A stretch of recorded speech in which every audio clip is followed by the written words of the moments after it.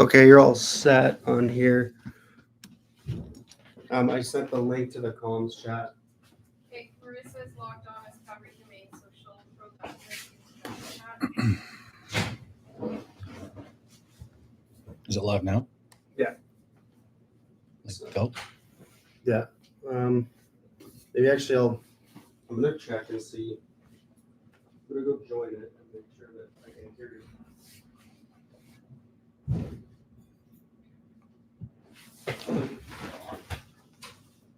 Oh yeah, it's working. Okay, thank you to those of you that stuck around through some technical difficulties.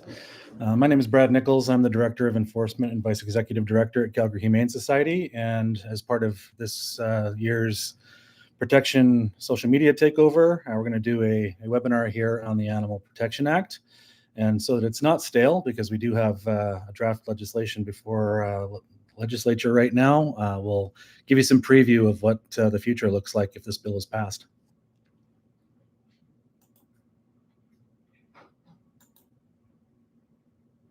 So just a bit of background introduction on me. I've been with Calgary Humane Society for 21 years now. This is obviously a 2-year-old slide. I came out of Mount Royal University with a Bachelor of Justice Studies, and shortly after doing some animal control work for the Rocky View County, I ended up at Calgary Humane Society very early in my career and have been here ever since. As you can see, that was a lot of pounds and a lot of hair ago.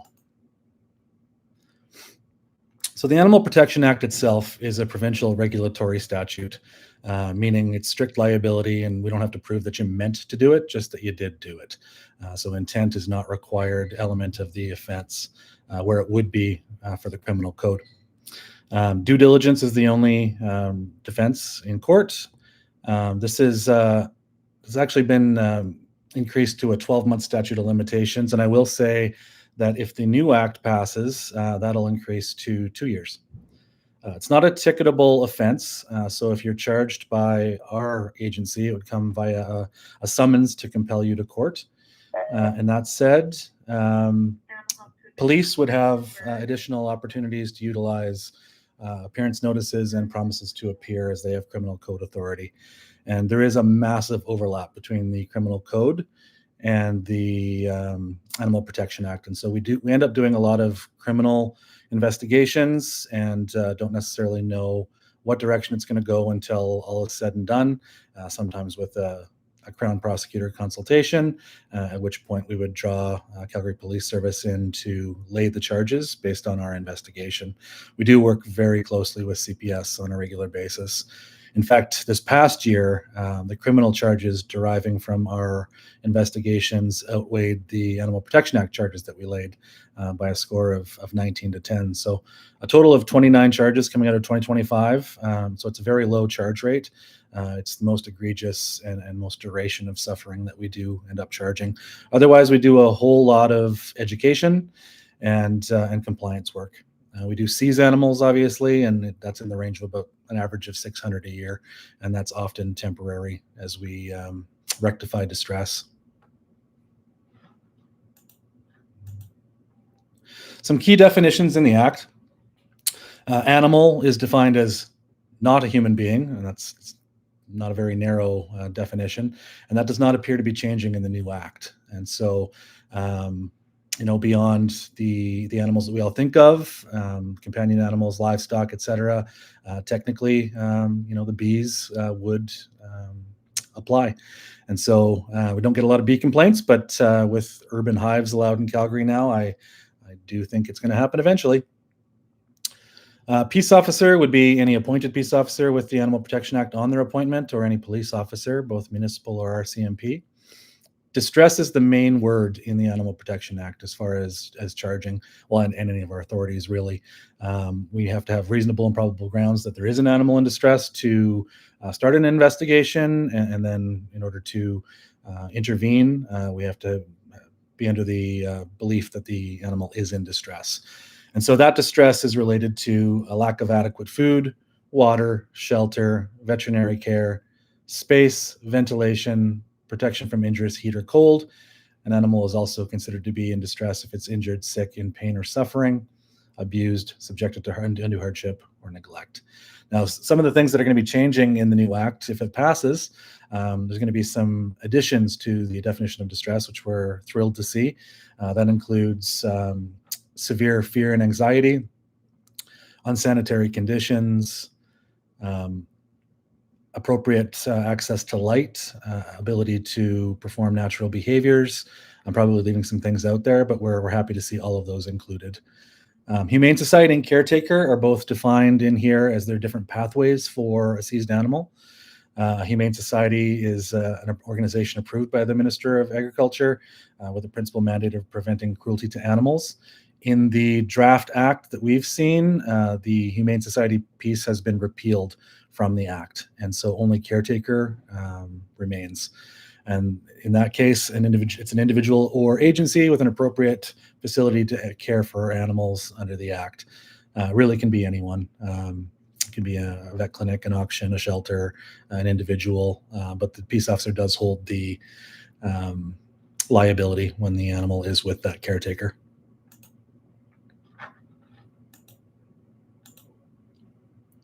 The offense itself is no person shall cause or permit an animal of which the person is owner or person in charge to be or to continue to be in distress. There is a second section there that closes an old loophole, removing the onus of ownership or care and control. That secondary section has actually been removed from the draft legislation that we've seen. That's okay. That can still be dealt with under the criminal code.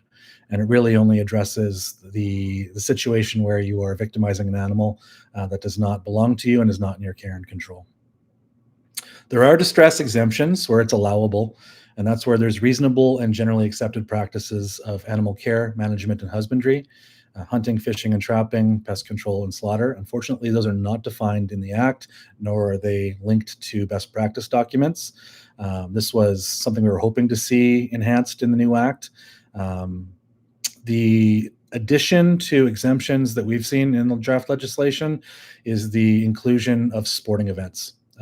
So think Calgary Stampede type things. Now, what is a generally accepted practice? That's a very good question. Where we would maybe do some enforcement activity in one of these areas would be where something is falling far outside the lines of what would generally be done. So good example would be if an animal is trapped, with pest control, you're allowed to use poison, terrible death, but allowable distress exemption. That said, if that animal were to starve or dehydrate to death in that trap, we would look at doing some enforcement on that because that would be egregious suffering that is not within the norm.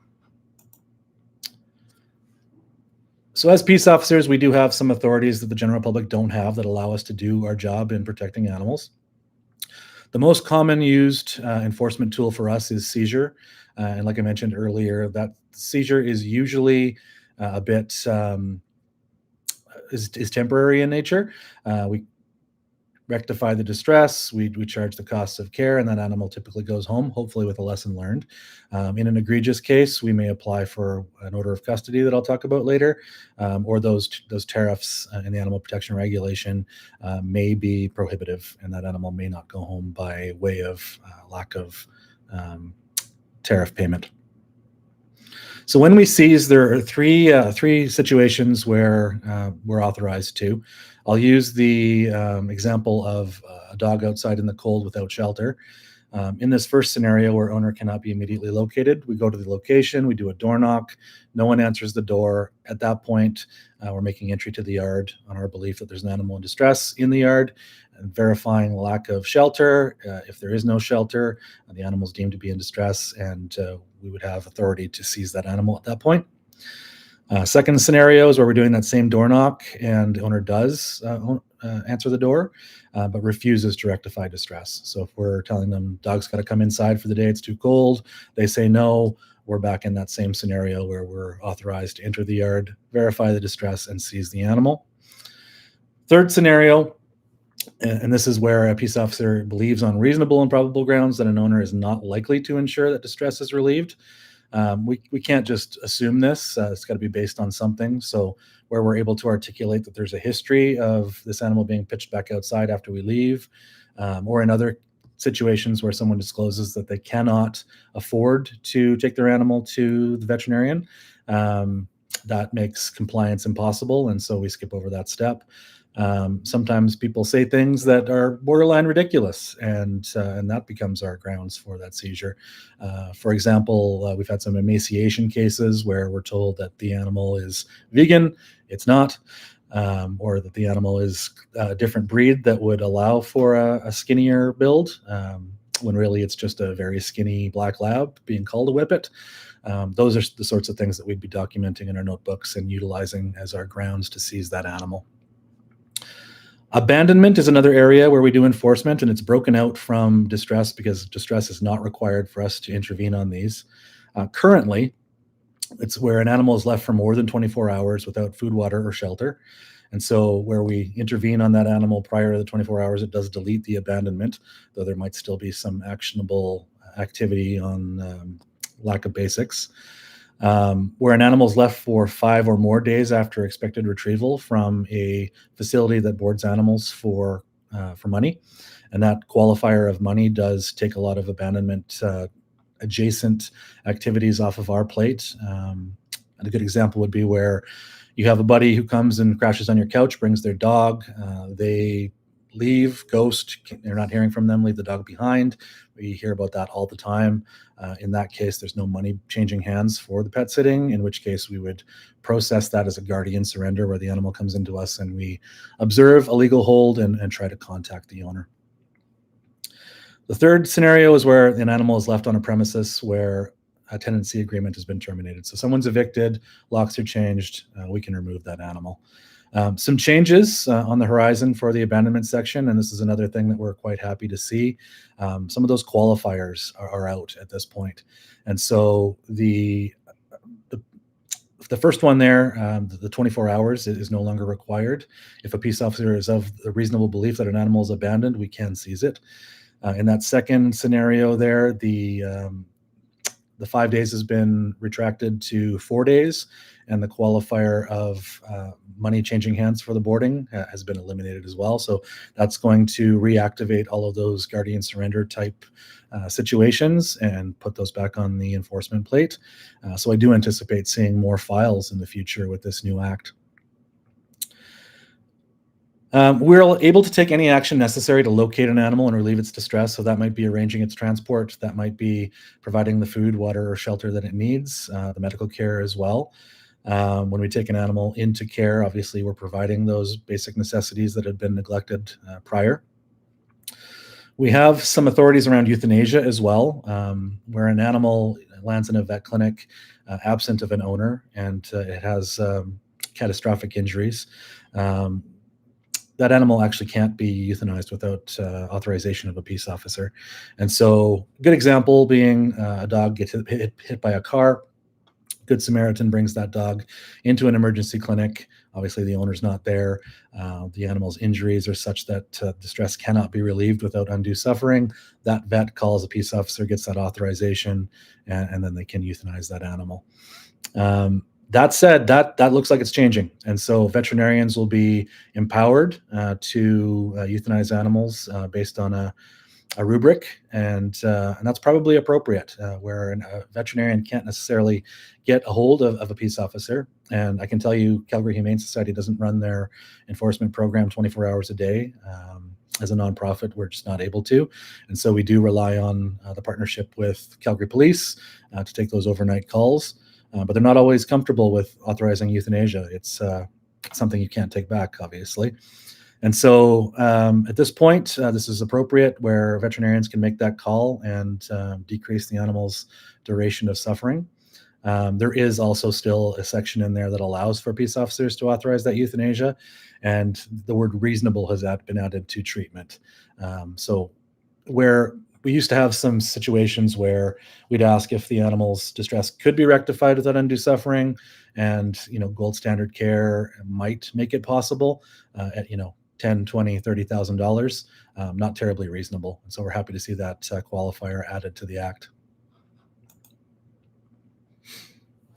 We do have authorities to enter premises as well. Entry to land, vehicle or place other than dwelling. For that to occur, we need to have reasonable and probable grounds to believe there's an animal in distress, and obtaining a warrant is not practical in the circumstances. The warrant process is lengthy. You're spending a lot of time writing it, getting it down to the courthouse, getting it approved, and then by the time you're executing it, it's hours later, if not a half, three-quarter full day. So not terribly practical. Where we find that there's an animal in a yard that's in distress, we will act on that without a warrant. Entry to a dwelling is another story, though. We do have to have either informed consent of the occupant or a search warrant. And so that informed consent is basically we're telling them who we are, where we're from, why we're there, and as well as the jeopardy to them if what we find is valid. And so that informed consent is sometimes how we get in. Oftentimes we're asking animal owners to bring their animals to the doorstep, which allows us to view them and speak to the owner without entering the dwelling. It also allows us to continue to use our body-worn cameras without consent. Whereas if we enter the dwelling and there's no consent to record, we are turning those body cams off. We do hold appointment identification cards from the province, as well as our peace officer appointment documents as well. Those can be requested by the owner of an animal, and we're required to produce that at the time.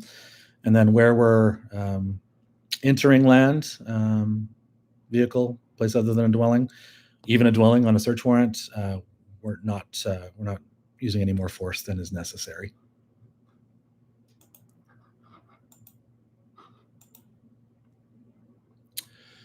Now, this should be a simple section, but it wasn't so much. There's two paths for a seized animal I alluded to earlier.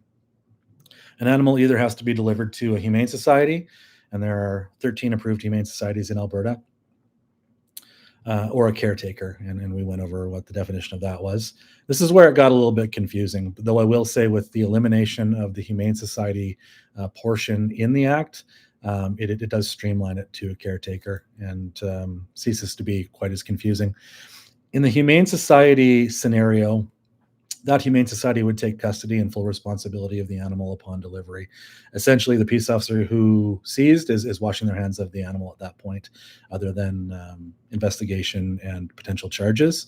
And then it would be that Humane Society that pursues the owner for the tariffs laid out in the regulation. And then if the animal's not claimed, would sell, adopt, gift, or euthanize the animal if unclaimed, whatever might be most appropriate.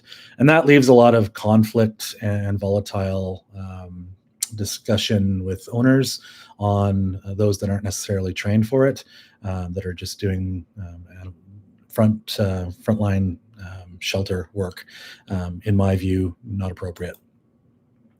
On the caretaker end of things, the peace officer does maintain custody and control of the animal, and then directs and approves reasonable care, which I think is appropriate. The peace officer agency is then the one to pursue those tariffs laid out in the regulation, and that can be a difficult conversation. Animal care is not cheap, especially where you have surgical intervention. It can be thousands of dollars very quickly, and to be given a bill for an animal that you're not prepared for, sometimes animals don't go home. So this can be an individual, this can be an agency, has been feedlots and auctions for some agencies, veterinary clinics. The peace officer can gift that animal if the owner fails to claim it, as well as a bit of compensation for hosting the animal. It also keeps us from having to transfer animals unnecessarily. So you see this photo of llamas here. It's not stock photo. These were 4 llamas that were abandoned in Calgary back in 2011. That was a fun day of chase. We did seize them. We did place them with a caretaker, and we really would have liked to have been able to gift those llamas to the caretaker. They didn't want them, and so we did have to chase them through pastures again and get them loaded up to send them to a rescue. But the option is there if the caretaker is a willing party.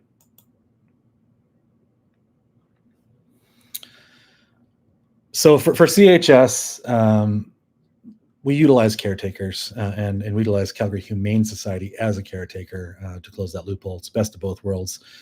We utilize foster as an extension, so every foster home is another kennel, essentially. Not without risk. I mean, you put an animal in a home, it's better for the welfare of the animal, but you do still risk what can happen to all of us, which is the animal getting out of the yard or rushing the door when answering it and going stray. Not ideal with animals that have been seized that are evidence of animal cruelty. We've been very lucky over the years that we've not lost any seized animals. There are animals also beyond CHS scope that we would be looking for a private caretaker rather than bring them back to the shelter, and that would be large livestock, saltwater fish, and wildlife. With wildlife, obviously, you can't neglect it because no one owns it, but you certainly can be cruel to it, and that does necessitate sometimes seizure for treatment of that animal. And then this is an out-of-date note, but we do act as caretaker for Calgary Police as well, and we cover the boarding, medical, and diagnostic costs. It is a reciprocal relationship. Talked earlier about not being able to run our agency 24 hours a day. If they weren't going to these calls overnight, we'd be loaded up with calls to go to in the morning, and that animal would have suffered for those extra hours. So we're very grateful to have CPS on board and doing some of the difficult work after hours as well. And this was again, a couple years old. We have probably been in the range of 200, 250 animals from CPS since 2020. Roughly 50 a year. So we do have some legal obligations as well. We have to provide care to the animals that we seize. It's somewhat commonsensical. But that said, the seizing peace officer has an obligation to ensure the animal receives food, water, care, and shelter, and necessary medical care, which we obviously do. That's the primary reason that we removed the animal in the first place. If we weren't to do that, we'd become a party to the offense and would have to, we'd be liable for charges. Locating an owner is also a legal obligation, so that the seizing officer or Humane Society must take reasonable steps to locate and notify the owner. We do leave a seizure notice with the owner when they're present or on their door when they're not. But sometimes animals do come to us indirectly if they're found stray and there's a concern from the veterinarian that this animal is neglected or has been abused. So we're tracing any identification on the animal, whether that's a tattoo, microchip, brand, license. Could just be an engraved tag with a phone number on it, and letting that owner know that the animal is at the Humane Society and is under investigation. So disposition of a seized animal, and this is going to change too. This is streamlined. But as it is currently, there's an automatic relinquishment of ownership if the owner is not located within 3 days if it's an animal that does not have identification or is not considered a purebred. That's 10 days if they have ID or if it's a purebred. Or if the owner is located and does not make satisfactory arrangements for payment of the tariffs within those 3 or 10 days as well. Quite often, our investigations do go beyond the minimum holding period, in which case there is some grace period for the owner to collect some of those funds to pay those tariffs for the care of their animals. Redemption by owner is almost an onus as long as distress is rectified, and that might be environmental on their end, that might be medical on our end, and the tariffs are paid. And so what you see here is what we're allowed to charge back to the owners as costs of care. So transport, boarding, and that adds up relatively quickly. It's $15 a day for a cat or a small dog or exotic. The larger dogs are $30 a day, and then livestock have their own rate as well. You can imagine we don't seize a whole lot of livestock in Calgary. And then the actual cost of necessary medical care. We're not charging back anything that's prophylactic. We're not, doing cosmetic dentistry, cosmetic anything. This is necessary medical care related to the animal seizure. And so that can get pretty high pretty quick. Again, veterinary care is expensive. Our rates are in line with the ABVMA guidelines, and so you wouldn't be getting necessarily a better rate if you had taken the animal to the vet yourself, but you also lost that opportunity by neglecting or abusing your animal and having it seized by law enforcement. The one way we can keep and I guess I should go over this first. The hold period has been standardized, and so it's going to be 7 days across the board. So better than 10, a bit longer than 3, but it will be standardized. So that doesn't make a huge difference for us because, like I said, our investigations do sometimes eclipse the minimum holding period, and so I don't think this will have a massive effect on us. The only way we can keep an animal away from its owner if the tariffs have been paid and the distress has been rectified is called an order of custody. And that's a civil application that we make to Court of King's Bench. And that would grant us custody of the animal pending the outcome of court, which can be a very lengthy period, a year, 18 months sometimes. The longest I've seen was 9 years, and that had to do with the charged individual not attending court and going to warrant. And it took many, many years for them to get picked up. So you can imagine how much boarding costs that would accrue. Quite frankly, we would be applying to the courts for ownership of the animal long before that 9-year period. We have to have laid an Animal Protection Act charge in order to trigger the ability to apply for an order of custody. And despite the fact the owner cannot redeem the animal while in that order of custody, they do remain responsible for the incurred expenses, which will add up quickly. I went into law enforcement to avoid math, but you can imagine $30 a day for 18 months. It's a lot of money. We do have some proactive authorities as well. So we can inspect any facility where an animal is for sale, hire, or exhibition. And so we're thinking places like pet stores, rodeos, circuses. Animals that are being transported are viable for inspection as well. So we do not need warrants for this as long as it's ordinary business hours. We can pull over vehicles that are transporting animals inappropriately. This is an area that we certainly could be better with. We're very busy with the reactive, and the time left over for the proactive is not always what we'd like. That said, we've done some expansion over the years. We have 7 peace officers on staff now, and one of those positions is dedicated to the proactive. And so now that we have a full team, we will definitely see an increase in those inspections of animals, as well as offender management, where someone is given a prohibition from owning animals. We will do random checks to make sure that they are abiding by that prohibition and that they're not, that they don't have animals or they don't have more animals than they're allowed to. There is an obstruction section in the Animal Protection Act as well. No person shall in any manner hinder or obstruct a peace officer in the performance of their duties. Pretty vague. Some of the things that one might do to get themselves into an obstruction area: removing an animal from one of our transport vehicles, tampering with the trap that we have set up at a hoarding scene, providing false identity to a peace officer, redeeming animals on false pretenses, and whatever else you might think. Could be virtually anything. And this has been expanded as well in the new act. There are statutory protections embedded in the act as well. So anybody who's working in good faith under the Animal Protection Act, from peace officers to veterinarians to caretakers to humane societies, are covered. And that's just about everybody in the shelter. There's also a protection for complainants who are reporting animals in distress, unless it's malicious or without reasonable grounds, which can be difficult to prove. Now, this protects you from being sued successfully. It does not protect you from being sued and having to defend yourself in court and incurring those legal costs. Penalties is another section that can be a little artificial. The maximum fine is $20,000, but that said, we've seen it twice in Alberta ever. One was a pet store, Riverfront Aquariums, that we dealt with in 2015. Another was a hog barn in northern Alberta that the Alberta SPCA dealt with. Otherwise, we're dealing with fines that are in the range of about $1,000 to $2,500. There are some outliers on the low and the high end as well. But that said, we're not even approaching the maximum with most of our convictions. And so, yeah, that 20,000 looks good, but it's not really indicative of what the average is. And to that end, we're going to see an increase of the maximum penalty to $250,000 So $250,000 looks good on paper.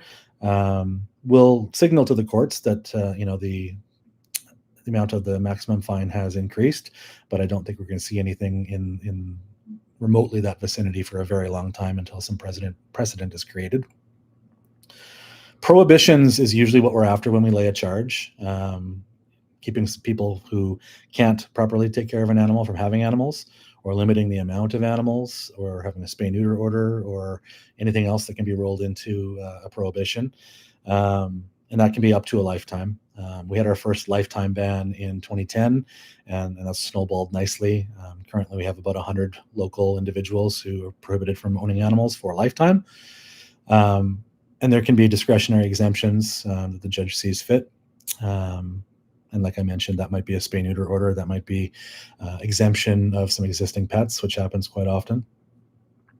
And then anything else that the judge sees fit. That might be addiction counseling, anger management, psychiatric assistance, et cetera, et cetera. So these provincial Animal Protection Act rankings obviously are dated. You can see the dates on them are 2017, 2015, but you can note the movement of Alberta towards the bottom, and they're not wrong. Our act is currently about 10 pages long and very open to interpretation, and does not align with some of the stronger acts in Canada. And so even after 2017, Saskatchewan improved their act, so we would have dropped to basically the bottom. Great news is that, again, we have this new bill before legislature currently, pending third reading. And, if all goes well, we should have a new act to enforce very soon, which will be one of the leading acts in the country. And I would put it in that gold standard. So if these rankings are done again, we can actually be proud of our legislation. The one thing I will say is these rankings do not account for enforcement strategy. And so we've been able to do some good work in Calgary, despite the legislation that we're tied to. So what's missing currently that might be fixed? Mandatory reporting. That's not addressed in the new act. It is currently a regulatory expectation by the ABVMA, and so there is a complaint process if a veterinarian does not report animal cruelty. But in every other jurisdiction across Canada, that mandatory reporting is built into their Animal Protection Act. Incarceration, that is on the table now. So with the new act, one can be convicted and sentenced to up to 12 months incarceration on a provincial offense. Clear definitions and best practices. That's been improved in the new draft legislation. Not so much on the generally accepted practices end, but the definition of distress has been enhanced substantially. Looking forward to seeing that and starting to enforce that. Psychological suffering is embedded. It's worded as, I think, severe fear and anxiety. And then abandonment has been expanded. The definition is enhanced quite a bit, actually, which we'll see our files going up substantially. So like I mentioned, we do work with Calgary Police quite a bit. And so they get some calls after hours, and it's important to know what calls they're going to see on a day-by-day basis. And for you, the public, what you can report to Calgary Police, as well as Calgary Humane Society. So dog and hot cars is something that keeps us very busy in the summer. I know the police are very busy with it as well. Go to a parking lot during the summer, and you will find this offense being committed, I should say. And so we defer a lot of these calls to CPS. They are emergency in nature. If we can't get our officers to a location within a certain amount of time, that's where we're deferring the call to CPS, and they attend. It's a very good relationship. It allows us to get to more of these calls and intervene before animals perish, which does happen at its worst.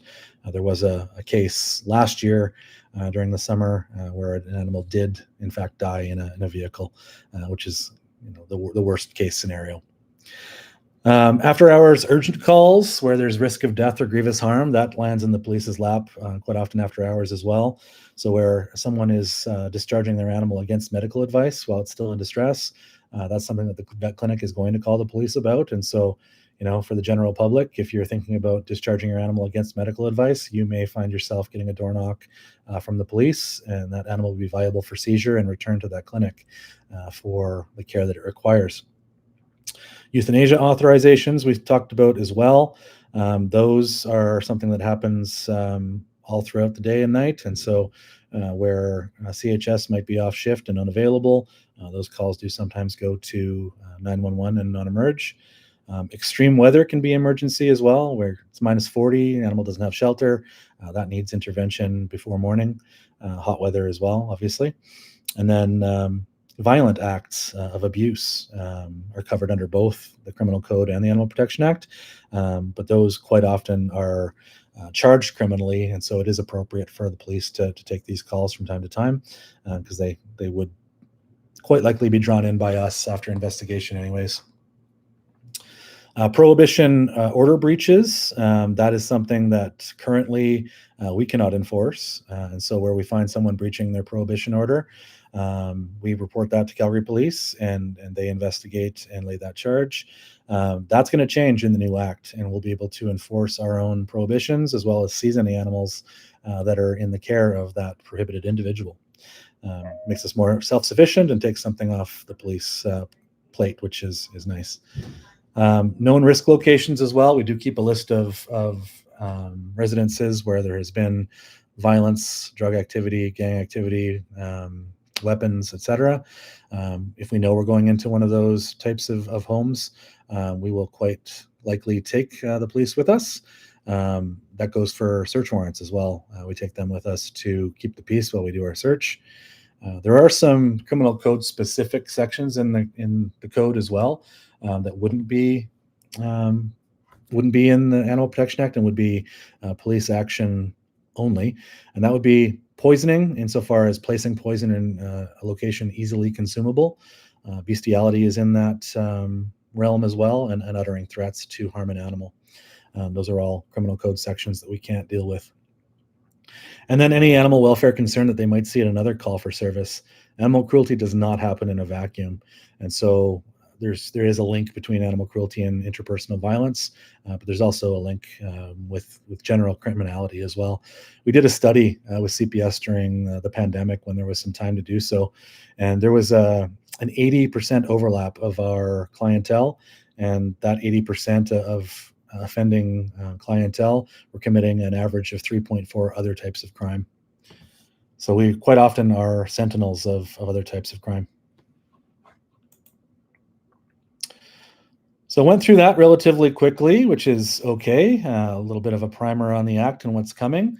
But this is also an opportunity to do a bit of a live Q&A if anybody has any questions. I don't see much in the chat currently, but I will address those that are here. Otherwise, if anybody's watching, please feel free to throw your questions in the chat and I'll address all of them before we close off. So we have a question that says, how do you know who is approved? And I suspect that has to do with humane societies. It's a good question. Like I said, there are 13 in Alberta. Locally, we're looking at places like Calgary Humane Society, Meow Foundation, ARCS. I think Canadian Task Force might have that designation. Edmonton Humane Society, obviously. Central Alberta Humane Society. I'm not going to be able to name all 13, and I'm not sure where you would find the list of approved humane societies, to be quite honest. How do you know if an animal has been abandoned? How does a police officer use their discretion? How do we know if an animal's been abandoned? Well, we don't necessarily know for sure, but what we generally do with an abandoned animal in a residence is go and do the door knock. Absent of someone answering and dispelling the abandonment concern, we're leaving a notice on that door in an area easily findable by the resident. If we don't have any contact back within 24 hours, we're using that as grounds for a search warrant, and then we're executing that search warrant and taking the animal out. That's technically abandonment. Otherwise, if locks are changed and someone's been evicted, that's abandonment. And if an animal's been left at a boarding situation for more than 5 days beyond expected retrieval. It's abandoned. So we go by the legislation, and with that changing, we'll have to change our methodology as well. Another question, will groomers be able to report owners who bring in extremely matted pets repeatedly despite educating, demonstrating the techniques, etc.? We've been told if the animal is at the groomer, it's fixed. Not necessarily the case. If you are concerned with the welfare of an animal, there is never any harm in reporting it. We do triage these cases, and if it's actionable, we will investigate. So if an animal has been terribly matted and is pulling on the skin, nails are embedded in the paws, at worst case, please do report that. You're going to correct that distress with your grooming, but that doesn't mean it didn't happen. It still can be investigated. It still is viable for charges. We may not have to seize the animal because it's been corrected, but there is still action that can be taken. We have another one that says, but when it is constantly reoccurring, despite our information and resources being given, it is hard to keep trying to help that animal. Not sure what that's in reference to, but it is the same poster as the grooming situation. I will just say, report what concerns you, and we will investigate what meets the threshold. And those are all the questions that we have in the chat right now. I'm happy to stay on if anybody has any to post in there. Otherwise, I will thank you for your time and your interest.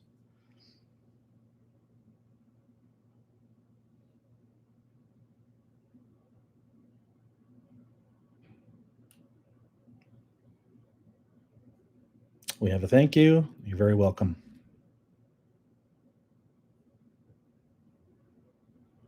Okay, we have another one. We've been told by officers that them showing up at the groomers is them rectifying the situation, and thus because they're fixing the problem, they're meeting the remedy threshold.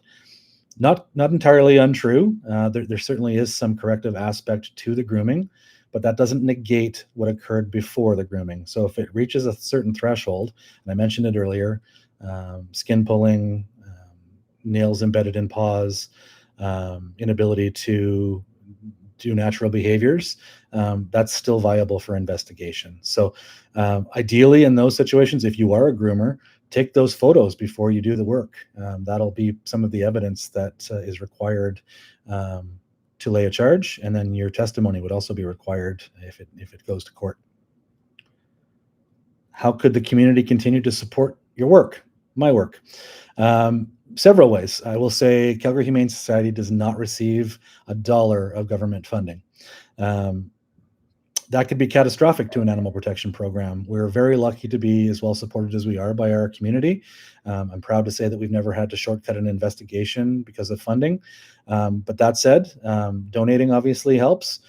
If not donating, report animal cruelty when you see it, and foster animals. If you want to onboard yourself as a foster home, it might not be a seized animal, but if we're putting one of our other animals in foster, that opens up a kennel for a seized animal, and expanding capacity is important, especially when we have hoarding type situations where we have to bring in a mass of animals. I also want to take this opportunity for a shameless plug of Dog Jog, one of our signature fundraising events. It is centered around animal cruelty. It's a walk or jog to end animal cruelty, and it's one of those events that we can go out and have nice interactions with the public, and do some education and do a scavenger hunt. There's a live band, there's a beer garden, there are food trucks. There's a lot of fun to be had at Dog Jog. Please come out and support us. We have some more questions here. Is there such a thing as abuse causing harm by a neighbor? I assume that's harm. And how do you remedy it? Abuse is an abuse. If your neighbor is harming your animal, that is something that you should be reporting for action. I'm assuming this means physical abuse. I don't know otherwise. Will the peace officer team be at Dog Jog? Not the entire team, but a good portion of us will be. I know I will be. And we'll have probably 2 or 3 others, as well as Calgary Police attendants as well. We work very closely together, and so we'll have a police vehicle, our vehicle, and personnel from both. And we'd be happy to host you at our booth and answer all of your questions there as well. How do you report animal cruelty? Several ways. So there's two agencies locally that you can do it with, one being Calgary Police Service, one being Calgary Humane Society. You can do that via phone. So Calgary Humane Society is 403-205-4455. And then the prompts will take you to report animal cruelty. We also have an online reporting portal on our website at calgaryhumane.ca. For CPS, depending on the urgency, it might be a 911 call if it's a dog and hot car type thing, or an abuse in progress. It might also be a non-emergency call for something that is a little bit lower end. But that said, you call the number you call and they got to deal with you. How does an officer determine abandonment if no obvious signs? I did address that question earlier, but that said, if it meets the threshold in the act, then we're enabled to seize the animal. So that being an owner cannot be found, an animal's been left for over 24 hours without food, water, shelter, an animal's been left in a unit that the owner has been evicted from, or where an animal's been left for over 5 days in the care of a boarder that's being paid. If you see someone hitting their dog in public and claiming it's training, what can you do? There's a fine line between training and abuse. I would err on the side of caution and report it. If this is in a dog park, you might not know who the person is or where they live. If you can safely get a license plate when that person leaves the park, that's a good indicator for us of who we're going to talk to. And worst case, we're educating them on proper training and what that threshold is where you might be getting yourself into some trouble.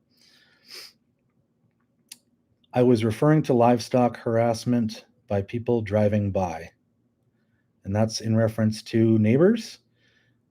Define harassment. I'll wait for that comment before I address it. Can you touch on what medical neglect looks like? Obviously, an animal in distress for a long period of time is medical neglect. But what about vaccine compliance? So vaccines are prophylactic. They are proactive. Lack of vaccination does not constitute medical neglect. I'll remind you that the Animal Protection Act allows us to enforce minimum standards. We should all aspire to better than minimum standards. So vaccination is definitely a good idea for your animals to keep them from getting sick and then ultimately needing veterinary care. If you say, for example, if you were to not vaccinate your animal for parvo, your animal gets parvo and you don't treat the parvo, then you're medically neglecting your animal and you might see some intervention in that case. But really, medical neglect is just the absence of care for an injury or illness. What is the most fulfilling story you have from working as a peace officer, and how long have you been a peace officer? Long enough for me to lose all my hair and for the remaining hair to go gray.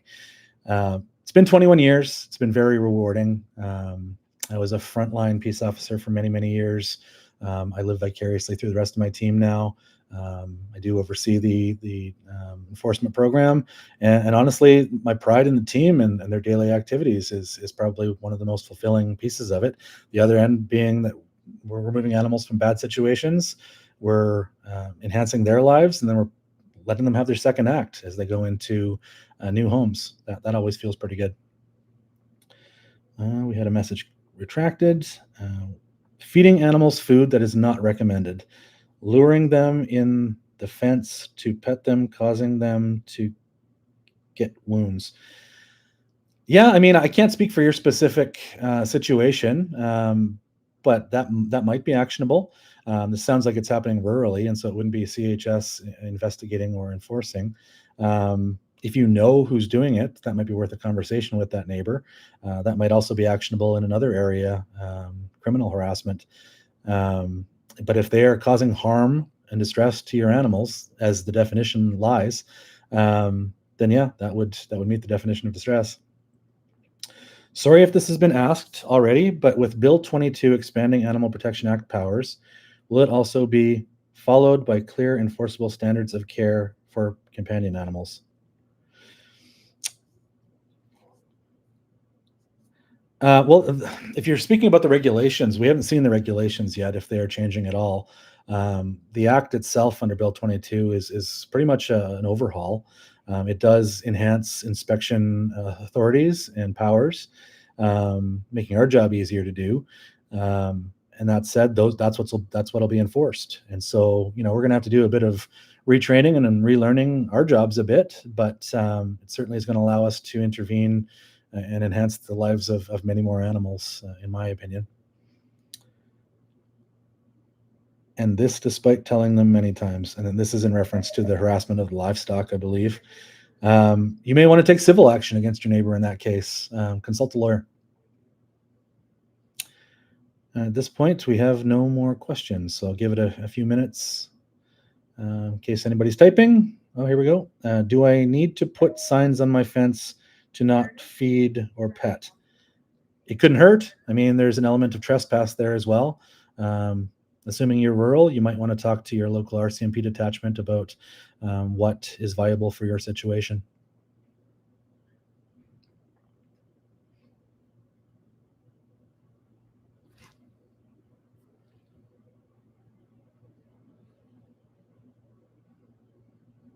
Okay, and seeing nothing populating in the chat anymore, thank you for the engagement. The questions are always my favorite part.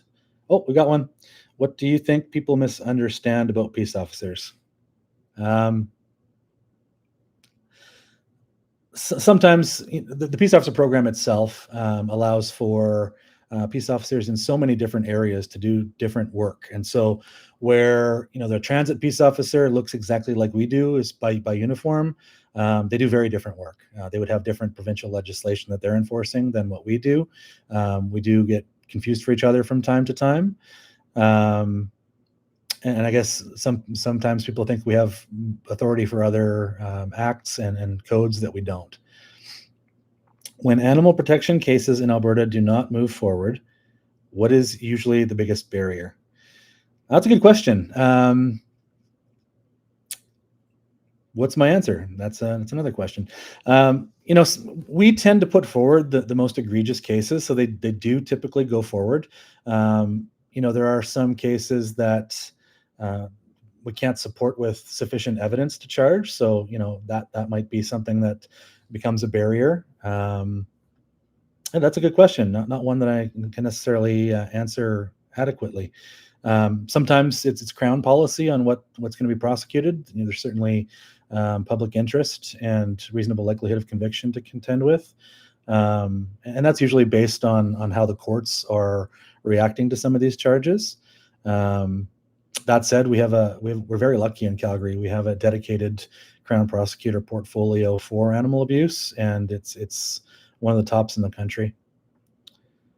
Thanks for the webinar. Thank you for coming to the webinar. And we'll be posting for the rest of the day as well. We have a Q&A post that was put up at 9 a.m. this morning on Facebook, Instagram, and LinkedIn. If there's any questions that haven't been addressed here, feel free to pop them in there, and I will definitely answer them. Thank you for your time, and I will jump off now.